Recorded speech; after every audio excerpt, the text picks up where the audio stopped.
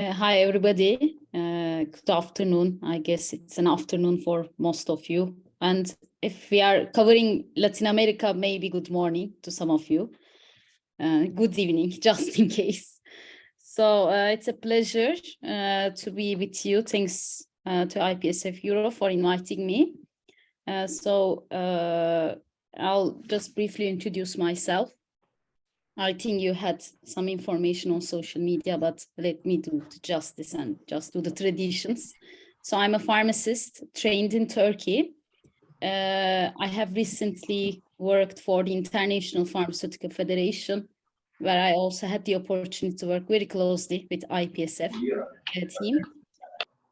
And I have worked as the lead for pharmacy education and primary healthcare policies for the past 5.5 years. And my priority and primary focus was, of course, pharmacy education, where we worked to advance pharmacy education in the context of faculty infrastructures, how pharmacy should be taught, what should be taught, and what are the needs for students, and what are the needs for academics, but what are the needs for practice and healthcare. So I was mainly looking at education from different perspectives, and primary healthcare is also an important platform for pharmacists where we deliver most of our services as pharmacists. So I was focusing on advancing policies in that aspect as well. I also had a previous background in pharmaceutical industry in different roles.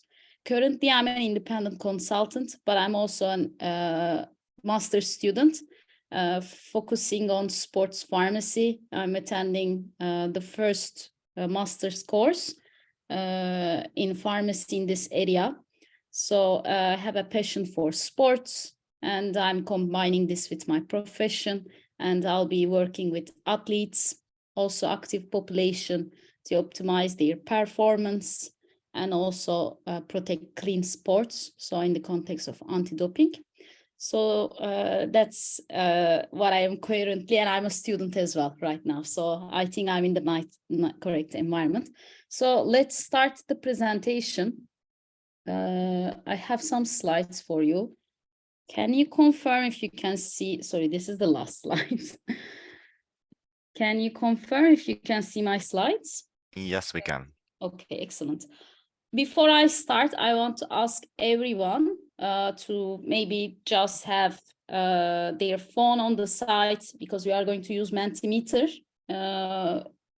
just in a while. So if you have access to your laptop or your mobile phone, please make your device available. So we'll use Mentimeter for an interactive opportunity. So my presentation today is about transferable skills for the future of pharmacy.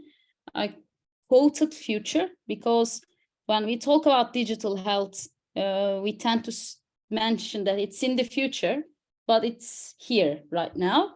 And I'm a firm believer that whenever we call digital health, it's going to be called health, just health soon. It's even that. So let's not differentiate it. It's part of healthcare, but it's how current needs and the technological advancement calls it right now. So that's why I quoted future, because the future is here. And I think like yourselves, you are the future of the profession, but you're already here. So let's use the same analogy. So I have had these questions very frequently. I also ask this to myself, and that's why I haven't mentioned this when I was introducing myself, but I also have a special interest in digital health, which I'll explain why. And I'm currently improving myself in this context. And these were the questions I was asked, and I was asking to myself as well. I'm a pharmacy student. What skills will a future pharmacist need? Or I'm in hospital pharmacy. There are recent advancements in health technology. So can I find another scope of practice? Do I have to work somewhere else? So these questions have always been asked. I ask these to myself as well. And that's why I wanted to talk about digital health today to answer this question. So that's where we use the Mentimeter right now. So I'll talk about transferable skills, but I want to hear from you, listing 3 skills that you think you should have in the digital health era. So if you can go to www.menti.com and enter the code 2585 3764, or you can also scan the QR code from your phone. It will take you to the Mentimeter. So I'll start, I'll just pause for a second so you still have access to it. And I'll just get to the Mentimeter and start the engagement. So it's really important for me to hear your thoughts because you're currently being trained as a pharmacist. So let's get your thoughts. So let's start again. Can you see my screen? I've turned on the Mentimeter. Yes, we can. Okay, perfect. So have you access to it? I think I should start receiving some answers by now. Yes, so I think it just opened now. it's Yes. coming. Yes, perfect. So let's start. So 3 skills. 1 skill is also fine, but I want to get the most. 3 skills that you think you should have in the digital health era as a pharmacist. So I started to receive some answers, so great. Being a quick learner, coding skills, collaboration skills, adaptability. The one in the middle have received the most, so I guess some common answers are reflected in bold. Being flexible, Excel, the MS Office programs, computer skills, good communication. I've seen programming, coding. So there are also some multidisciplinary skills that you think we should have. Leadership, communication. Yes, I think communication came quite often. Fast capacity of learning, language skills, being team worker. I'll keep reading for a while, keep them coming. Working out new softwares, creativity. I keep seeing flexibility as well, leadership, programming, team worker. So I'll share the results with the IPSF EuRO team and the organizers once we are done. But thanks, and I also seen analytical thinking, so these are great. I'll just stop and go back to the slides, but I just wanted to point out one thing. If you see, of course, programming, coding skills, these are important from the technical aspects, but for you to be adaptable in the digital health era, these are not new skills. We already have them. Teamwork, adaptability, flexibility, being quick learner, being creative, these are not digital skills. These are skills that we already have, we can improve, and that's why I call them transferable skills. So thank you for joining the Mentimeter. So I'll just go back to the slides in a second. Just give me a moment. Okay, perfect. Okay, so thanks for joining. We have another Mentimeter at the end, so keep them on hold. So some digital trends in healthcare for me to share with you. Of course, I call them digital trends, but again, it's healthcare. So some of them may not be called, doesn't have to be called digital trends. So with digital health, with electronic health records, we have more access to health data.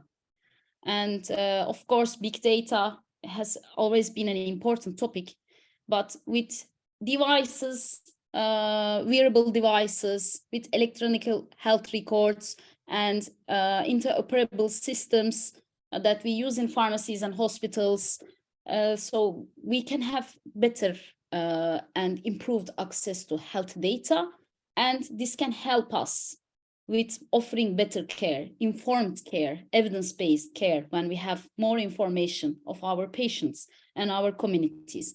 Of course, this brings some risks on privacy and ethics, but that's also an important topic of focus of policymakers at the European level and across the world.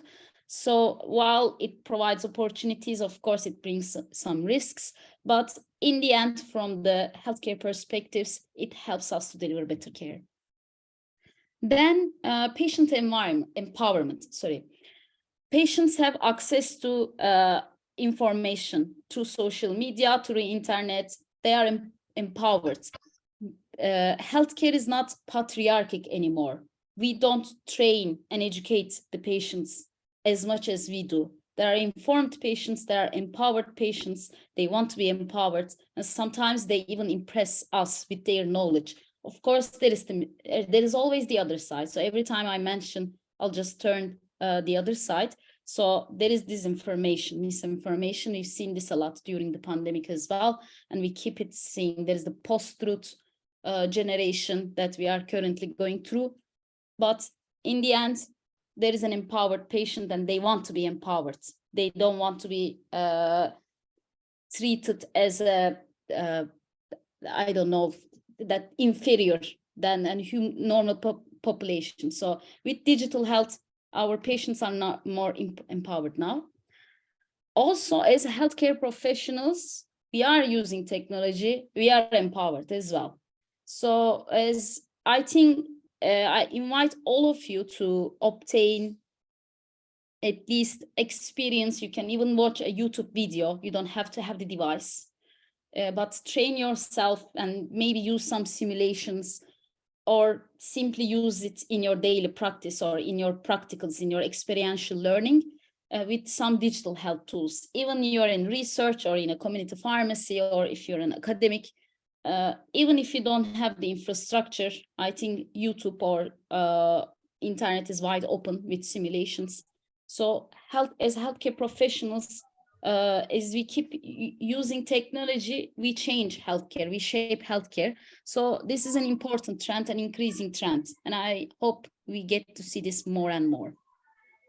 Then wearable sensors. I think, again, I'll just give an example from myself. I have an Apple Watch and I use it very frequently as I exercise, and this gathers quite a lot of information, and there are specific apps for translating that information into intelligence for healthcare professionals. So this, again, related to the first point, access to the health data.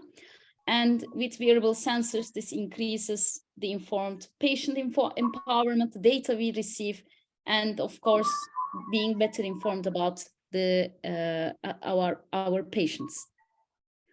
I guess there is someone who has a mic on. If I can ask the organizers to turn everyone's mic off, that would be great. Thank you. Then artificial intelligence, of course, there is so much to mention about artificial intelligence. And of course, if you have followed the news recently this week, they have introduced GPT-4 artificial intelligence platform. There was ChatGPT, and now it's improved with GPT-4. It can recognize images, it can design emails for you, it can answer your questions, it can help you to prepare your homework. And basically, artificial intelligence, you can teach AI to provide help, support with your drug research or drug information, or simply it can help you to answer your basic questions. And imagine how you can use this as a pharmacist, or how your patients can use this, and where is the credibility, reliability. There are the risks associated with that, but artificial intelligence is associated with many of the digital tools that we have seen in healthcare as fair right now. Virtual reality, this is also a specific aspect. It's being used, especially examples I've seen it from education, and it increases our access to some experiential sites, or even in medicine education. They are using it for even some surgery experiences. But of course, virtual reality can be used to train our patients and giving them, for example, one example I can give from sports pharmacy is if, for example, an athlete is injured with virtual reality, that athlete is still being kept in the training without using his or her physical ability when he or she is injured. So this is another way that is being used both in sports and healthcare. So virtual reality is also a game changer in the context of healthcare. And medical robots, of course, in the context of surgery, or let's consider it from the perspective of pharmacy, especially in the dispensing industry and dispensing side of medicines, medical robots are being used very often. So I try to give some examples. And if you have knowledge of the use of these from your perspective, please share in the chat so we inform each other, because again, this is a wide open area, and the examples are, there are hundreds and thousands of examples that these are being used. And I know that you have great speakers who will give more examples on these, but let's share it with each other. If you have the knowledge of other digital trends, but if you also have examples to these trends that I've mentioned to you. I want to specifically mention, because I also talked more about it, about the artificial intelligence, ChatGPT and GPT-4, because of the most recent advancement in artificial intelligence is GPT-4. And once I would like you to think about how AI will impact healthcare. So this is a huge debate that's going on. If you search online, there are papers and there are thought leaders. And there is one thought leader I would like to suggest for you to follow, which I also collected some information. The digital apothecary is Timothy August. I've mentioned it. I'll share it in the chat once we get to the Q&A. He's an important thought leader whom I work with very closely at FIP, who has wrote quite a lot of thought pieces in the context of digital health and pharmacy. So I recommend you to do further reading on that. But from Timothy's, Professor August's perspective, AI will impact healthcare with few perspectives. And in the context of ChatGPT and GPT-4, it will probably, and maybe some of you have already used, will have an impact on pharmacy education and medical education in general, in healthcare education. It can help you to write papers. It can help you to pass your exam. Of course, if you ask more complex questions, it will make mistakes. And it's our responsibility, and maybe one skill that we can gain is to ask correct prompts, correct questions to get the best answer, and also have the ability to scan the answer and understand its credibility and whether you can trust this information.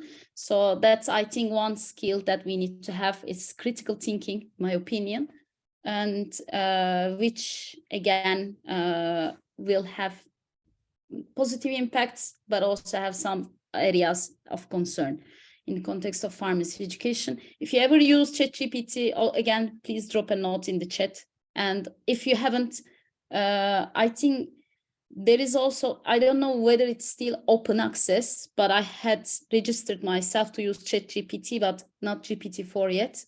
And I've tried it and played with it. In the end, you can train it. I think if you have some premium accounts, you have the ability to train it in the context you have. So from pharmacy education aspect, it can help you to pass exams, but don't trust it 100% yet. Patient education, over time, I think chatbots are very common. And this is one type of it, but it's an advanced version of it.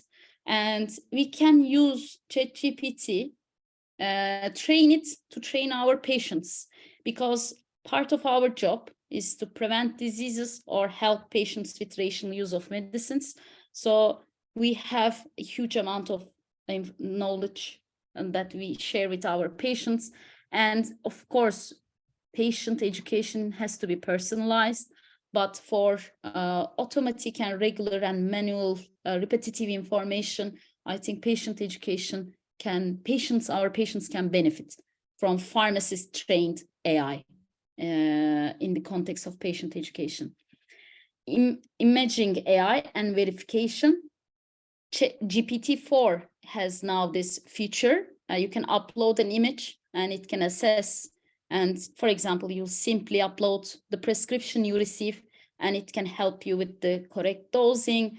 It can check if there are any interactions, if it's, for example, if the patient has some prehistory that allergies that you should be aware that you have to warn the patient. So it can help you with some prompts when you simply upload the prescription you receive from the patient.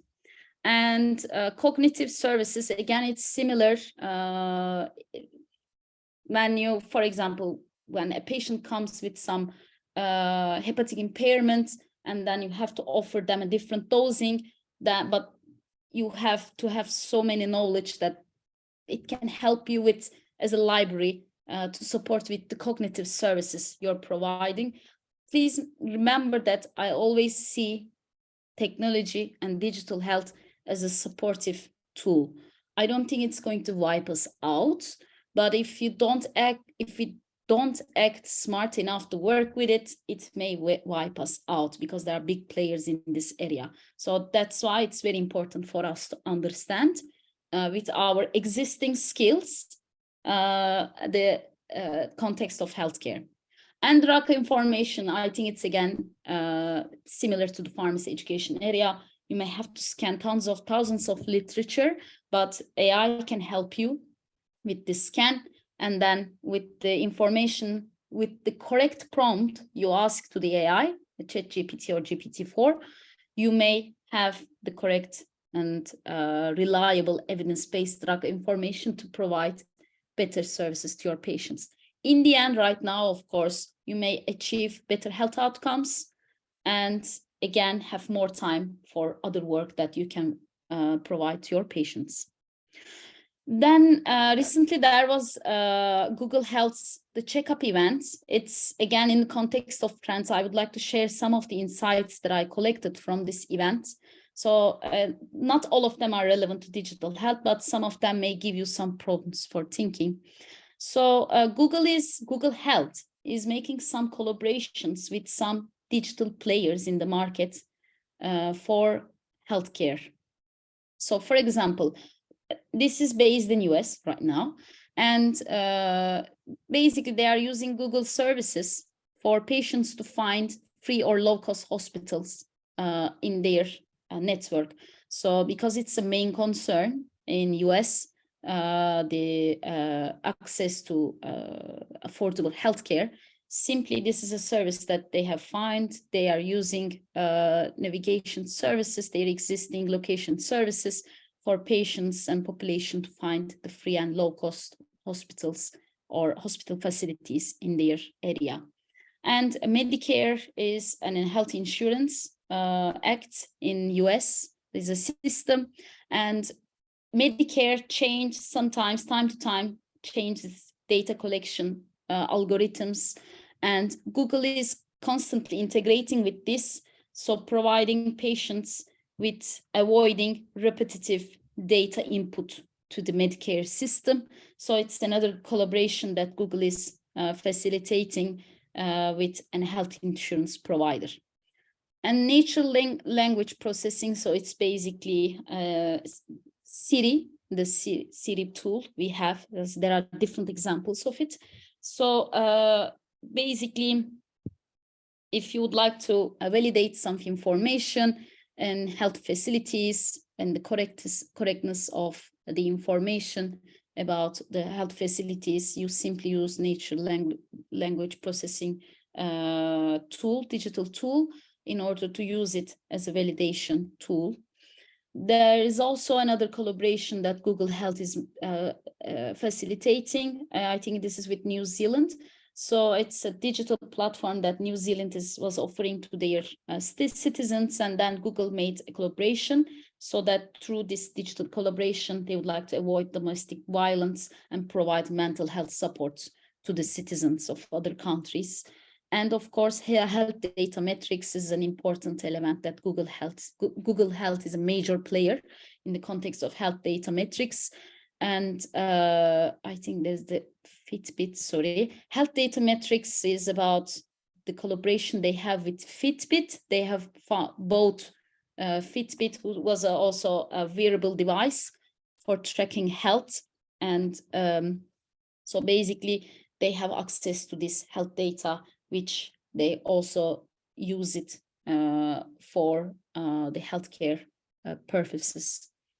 They also made collaboration with Harvard Medical School. There's a YouTube channel of Harvard Medical School. Its target audience is, I think, medicinal students, but there are also some information you can gain access. But the collaboration that Harvard Medical School and Google Health made is that they would like to provide the most recent information in healthcare to the medicine students.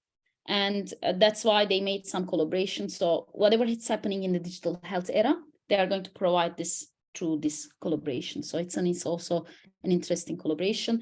Open Health Stack is also Google Health's funding program for startups. So they are providing funding to healthcare startups in their network. So this is also another way that Google Health is supporting digital health sphere. So all in all, again, coming up back to the, are we going to be wiped out because of digital health? Some of the tasks, yes, they will be wiped out, but it's going to be for good, in my opinion. If our tasks are easily repeatable, computerizable, it's a difficult word for me to say, sorry. And if it's an administrative task, like just dispensing the medicine, but there is no pharmaceutical care there will be shifts, and there have been shifts. We know the Amazon pharmacist story. So if it's repeatable, it can be automized, it's simply administrative, less of an intelligent input, then it's going to be wiped out. So where are we? What else we can provide as pharmacists? So let's look into that. So looking at the digital skills era, this is the reason why I've done the Mentimeter in the beginning. I wanted to show you that you don't lack skills of digital health era. You just need to know what needs to be in your tool and what needs to be further improved, because these are not rocket science skills. So from the perspective of thought leaders, these are some essential skills to have for healthcare professions in the digital health era. So patient design, this is very important. If we would like to provide any services using digital health, we have to put patients in the center. There are digital startups that just simply fail because they forgot to include patients, the receiver, the ultimate receiver, in their acquisition, and in the end, it doesn't serve the need. So for us to understand the need, we need to have patients in the center in our design. We don't have to design an app, but you need to, if you would like to understand and offer, sometimes prescribe a digital health tool to our patients, then we need to understand their needs and how they can benefit from the app. So looking at that perspective is going to be important. Empathy, creativity, attention, these are skills all of you have mentioned. So as we get more automatized and robotized, our essential human skills, being empathetic, creative, and being attentive to our patients, gains more importance. So let's stick with that and let's capitalize more on that. Being in a network, this means being in a networks like this. Improve yourself and be in the networks of digital health so that you improve your knowledge. Critical thinking, this is another thing we have mentioned a couple of times during this presentation. So this will help us to understand digital health a bit more, and also address concerns that digital health have, and for us to improve, offer better digital health services in the future. Our critical thinking skills is going to gain more importance. Digital literacy, you mentioned computer programming. So yes, you don't have to be a programmer, but you need to know the basic skills of digital. So when I say AI, when I say NLP, when I mention wearable sensors, I think you have to know these and make yourself familiar with it. This is important, but you don't have to do the programming. I don't know computer programming, but maybe it would be nice if I learn. It will be interesting also to know if any of you know programming and if you have benefited from it.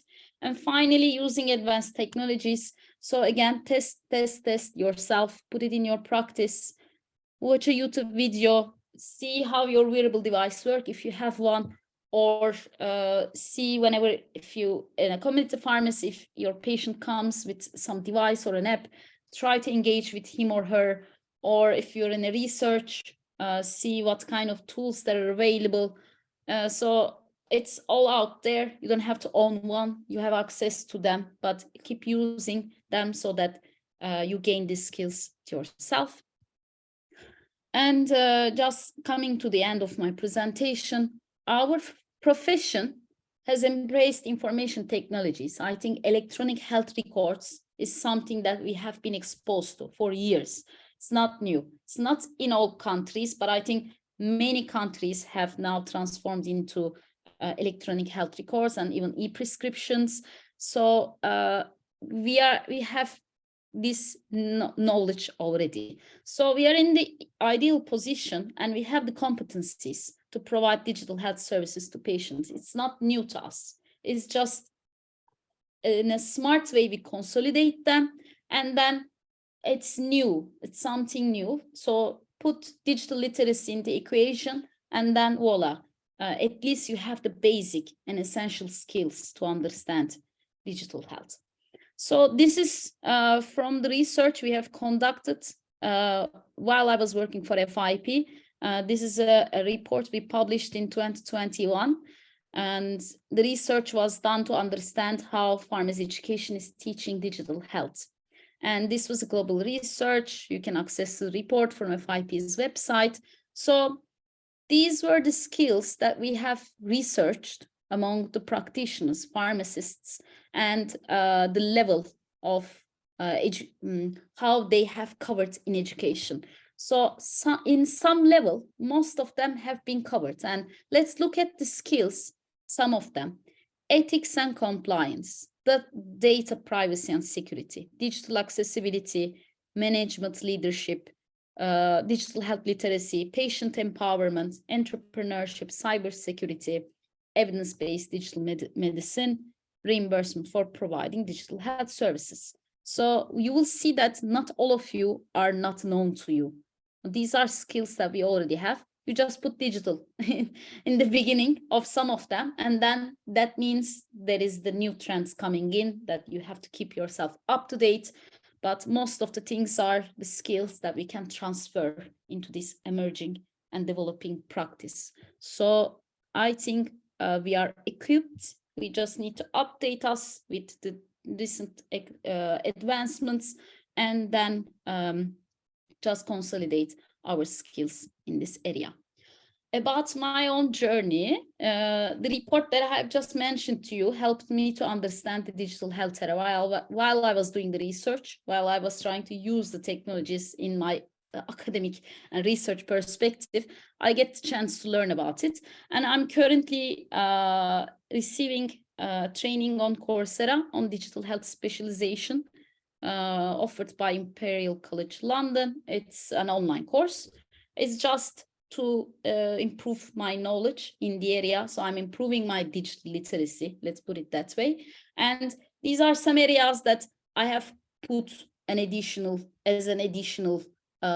knowledge or skill to my existing skills. So in this course, I'm learning about emerging digital health trends, what are the challenges with digital health, and what are the existing debates in the healthcare sphere. And I'm also learning about real-life digital health interventions, so how they are being used, looking at the examples, patient stories.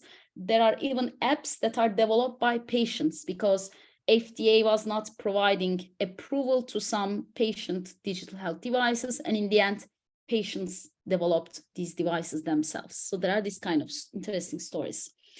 Health information systems, health data, big data is an important and multidisciplinary area that I wanted to learn more about it. So it's another area I'm focusing.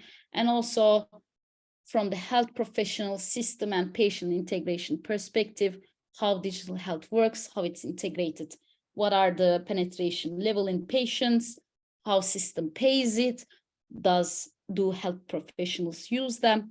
So these are, I think, 4 general themes that I wanted to specialize even further.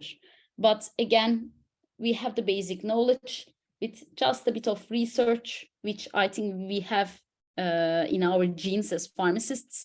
I think we can have the foundation. And if you would like to specialize, there are tons and tons of thought leaders that you can benefit from and simply access to. And of course, you can simply pursue further studies as well.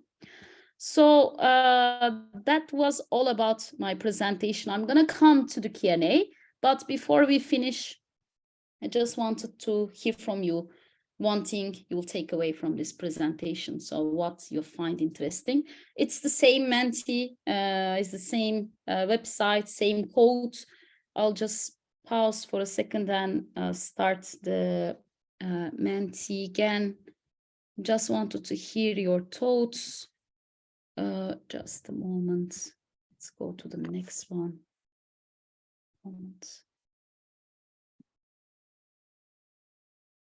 Yeah. Let's do it. So it's gonna launch in a second. So I would like to hear from you one thing you'll take away after this presentation about the transferable skills in pharmacy. Can you see my screen? Can everybody access to Mentimeter? Yes, we can. Okay, perfect. So let's see your answers. I'm curious to hear from you. And then I'll take some Q&A, questions and answers. One answer. Okay. Interesting. Has to work like a words cloud. Okay, let's see if there is a problem. So answers. Just a moment. Okay, now I can see them. 1 second. Okay, it seems that I can see the questions. I think I've chosen an incorrect format, but let's read it. So pharmacists will not be replaced by AI. Yes, I think that's that comes with our effort. I'll tell you, if we just sit and wait, they may wipe out some of our tasks. But if we cooperate, I think we are not going to be wiped out. Connections, how important it is to keep evolving and integrating digital in our profession. Some ideas about possible use of ChatGPT to empower patients. AI can be used as a supportive tool. Our skills and services can be upgraded with technology. We have to have the empathy, care about patients. There are many opportunities to support on behalf of healthcare. If I can keep going down, I think I cannot scroll enough, but also the final one, it's important to convert our current skills into the digital world. So thank you. These are great takeaways. I'm happy to see this result. I think I have achieved my goal in this presentation. So that's all from me. And if you have any questions, I'm happy to answer. And I'll put some links to the chat. So I'll invite you to read these thought leaders that I benefited from when I was preparing this presentation, so you can continue your own journey in digital health. Thank you. Amazing. Thank you so much, Ms. Uzman, for your very interesting presentation. I'm sure everyone has learned a lot. And I will give the floor to Ms. Ece to conduct the Q&A session. Thank you. First of all, I want to thank you for this amazing presentation to Ms. Uzman. First of all, I would like to say that you can, like everyone in the audience today, you can write your questions in the chat, and rather than I can read them out loud if you like. But now we're gonna go with some pre-written questions from the registration forms that we gathered. First of all, there's this question, what are the ethical considerations must be taken into account when using digital technologies in pharmacy practice? Such as like, I'm sure you're familiar with something called Albert Health, like it collects data from patients, and it is then used in some areas. So what do you think about the ethical considerations? Two things that come to my mind is, first of all, data privacy is first. The second is also robustness and credibility of the information we receive from the digital health tools. Those are two areas that I think I have more awareness, but there may be other areas as well. But from data privacy perspective, I think when you just download an app, you simply authorize this app to use whatever information. We never read. Just click, we just approve.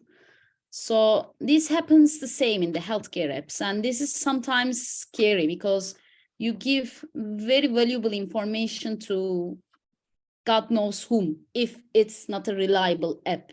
So from my perspective, what I do is I check from whom this app or digital health tool is being developed. Then is it clinically validated? So I do a bit of research. Then I put it in either in my practice, or I'm also a patient in some cases. So I check the credibility of the app and whether it's clinically validated. You can see clinically validated tools, for example, American Diabetes Association. This kind of association sometimes approves, validates apps. So this is one approach that can be taken to address some of the ethical concerns. And in the context of credibility, I think we need to know that, of course, there is always the perspective that AI and technology can support us, but in the end, it's our prejudgment, assessment, what kind of information we provide to our patients. And we have to inform the same for our patients, and we have to be advocates of, or we have to maybe even put a war against misinformation, especially you are the social media generation. So we have to be aware. There is one term, I'll try to translate it into English.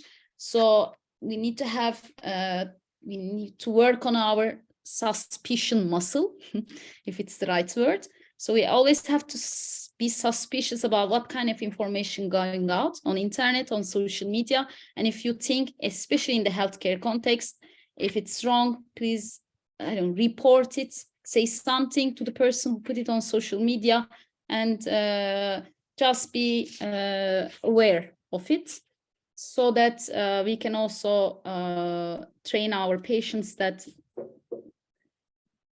the credibility of some apps and some digital health tools yet to be developed. It's not there yet for all. So gaining that perspective is important in the context of ethical considerations. Thank you for your answer. We have another question. I know that we have talked about the challenges and benefits implementing digital health into pharmacy, but there's more of a specific question here. What are the potential benefits and challenges of implementing digital health records in pharmacy? Sorry, I couldn't hear the last part. Digital health? records in pharmacy. Records, Mhm. digital health records. So is it about, I think, electronic health records? Yes, I'm yes. not mistaken. I also mentioned this in my presentation. It will help us to be, I think, it will simply, I think, integrate the entire healthcare system. If the doctor has the same information, if the pharmacist has the same information, if the nurse has the same information, it's basically also the government has the same information in the context of data privacy, of course, then we are going to give better care to our patients, because we know the history, we know the allergy, medicinal history, what's being provided, why it's being provided. So then the system is integrated and the care is offered better. And the other thing is, of course, always you make evidence-based decisions, then also it will help the sustainability and continuity of the care. And other things are, of course, also helps patients with, they don't have to keep this information, and they should give the history all the time to you, because of course there are also caregivers and parents. So there are different types of patients, not always the patient comes to the pharmacy. So this kind of data collection will basically improve health outcomes when data privacy is, of course, ensured. One of the final questions is that how can we start preparing for this like digital revolution that has started in healthcare as future pharmacists? Like, what would be the one thing that you can say, like, you can start doing this and this will inevitably help you in the long run? Mm-hmm. I think the best thing from my perspective, my learning perspective, is to practice it. So just see, for example, in your country, what kind of apps there are, and have, for example, in Turkey, I know one pharmaceutical company has done a research on identifying credible startups, digital healthcare startups, so that I have a list of what kind of digital health apps there are. And some of them were helpful for me, as I'm also a patient, so I can benefit from it. This gives good perspective. And also maybe just do the unorthodox experiential learning and work with digital health companies, startups, during your practical learning experience when you are studying. This will give you also good visibility. So simply practicing it, I think, would be the best. And that's when you will also find yourself, I have to learn about it, so I'm going to read. So this gives you the push to learn more about it. So my word would be practice it, use it. Yes, exactly. That has been my experience as well. And as I have observed from the pharmaceutical industry too, everything will be soon be digitalized. And like we have to start practicing, and that will be the logical first step. So thank you. I think this was the end of our questions, and I have not seen any. Oh, there is one in the chat. Yes, there is one in the chat. Yes, I see. What are some of the trusted medical device crediting boards apart from FDA? That's a good question. I think all the, for example, European Medicines Agency should be crediting or approving these apps, or digital therapeutics. There are also digital therapeutics, for example. So any regulatory body should be crediting them. But it's an area that I don't have much knowledge, so it's something that I'm going to look out for more. But I think any regulatory body should have started reviewing and providing regulatory approval to these, but not all. So it's a medical device. Yes, when it's a medical device, it's a digital therapeutics, has to be regulatory approved.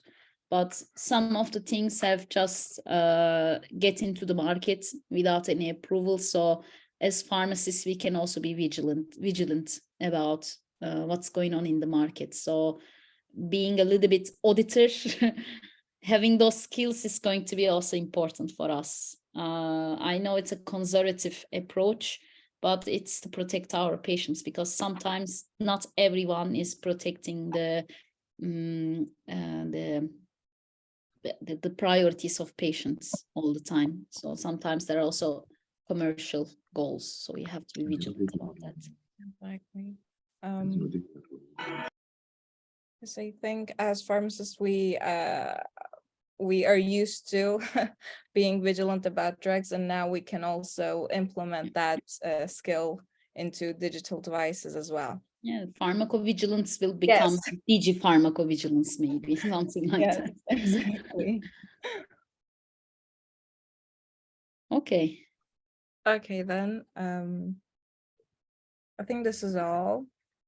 Perfect. I will now pass the floor to Sophia to finish the session. Ms. Uzman, I would like to thank you once again for taking the time to speak to us today. And I would also like to thank to everyone who is watching for being with us today, and we hope to see you tomorrow. So now I would like to ask you to open your cameras so we can take the picture, please. Thank you, Sophia. Thank you.